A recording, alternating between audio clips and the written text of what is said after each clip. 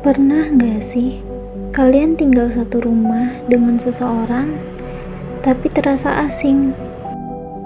Atau mungkin kalian pernah merasa terlambat memahami seseorang justru ketika waktunya sudah hampir habis?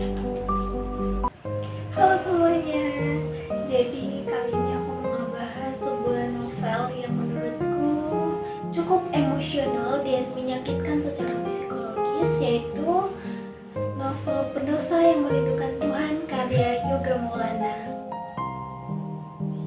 Adapun Olivia Hartum sebagai editor, Saidit Muhammad sebagai penyelaras aksara, serta novel ini berjumlah 194 halaman. Selain itu, novel ini diterbitkan oleh Taman Duduk pada bulan Oktober 2025 dan buku saya merupakan cetakan ke-8 pada bulan April 2026. Sekilas mungkin terlihat seperti sebuah novel religi biasa, tetapi setelah dibaca, ternyata novel ini lebih banyak berbicara tentang luka keluarga, trauma masa kecil, rasa bersalah, dan pencarian seseorang terhadap Tuhan. Cerita dibuka di sebuah ruang ICU ketika tokoh utama harus menghadapi ayahnya yang sedang berada di detik-detik terakhir kehidupan. Dan dari situ pembaca diajak masuk ke dalam hubungan ayah dan anak yang selama bertahun-tahun terasa dingin dan penuh dengan jarak.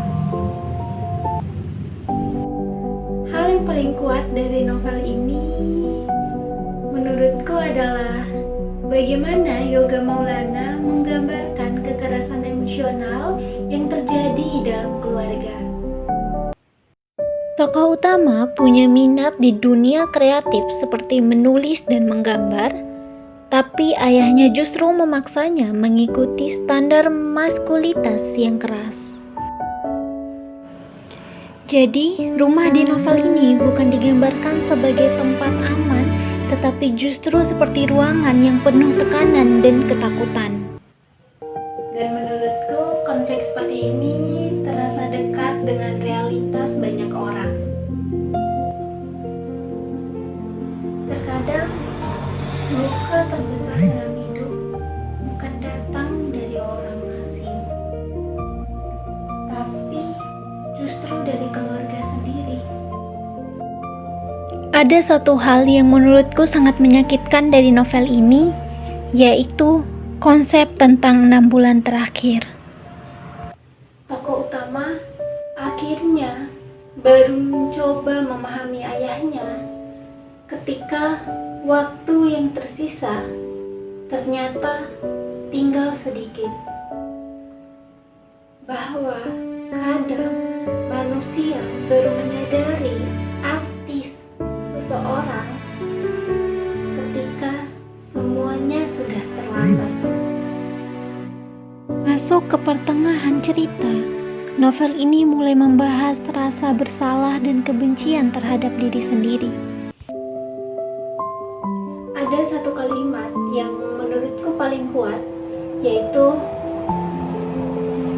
"Untuk apa kau sudah terlanjur hancur?" Kalimat itu menggambarkan bagaimana tokoh utama merasa dirinya sudah terlalu jauh dari pengampunan Tuhan. Novel ini tidak menghadirkan pertobatan yang instan atau terlalu manis. Semuanya terasa lebih manusiawi, lebih realistis, dan lebih menyakitkan. Dan menurutku, novel ini juga menunjukkan bahwa hukuman terbesar manusia kadang bukan datang dari dunia luar, Tapi dari pikiran sendiri. dari hidup yang terasa kosong, sunyi, dan penuh kecemasan. Kalau kita berbicara tentang kelebihannya, kekuatan utama dari novel ini itu ada di emosinya. Bahasanya puitis, tenang, tapi tetap menusuk. Pembaca benar-benar diajak masuk ke rasa sepi, takut, dan penyesalan tokohnya. Tokohnya tetap rapuh, dan justru itu yang membuat novel ini terasa sangat manusiawi. Tapi menurutku novel ini juga punya kekurangan. Alurnya cukup lambat karena banyak monolog dan perenungan batin. Jadi buat pembaca yang suka cerita cepat dan penuh dengan konflik besar, mungkin novel ini akan terasa agak berat. Secara keseluruhan, Pendosa yang Merindukan Tuhan bukan novel tentang manusia suci. Novel ini justru berbicara tentang manusia yang rapuh, penuh luka, penuh dosa, tapi memiliki keinginan untuk kembali kepada Tuhan. Dan menurutku, itu yang membuat novel ini terasa sangat manusiawi. Karena kadang, jalan seseorang menuju Tuhan justru dimulai dari titik yang paling hancur dalam hidupnya. Thank you sudah menonton, dan jangan lupa untuk tulis pendapat kalian di kolom komentar.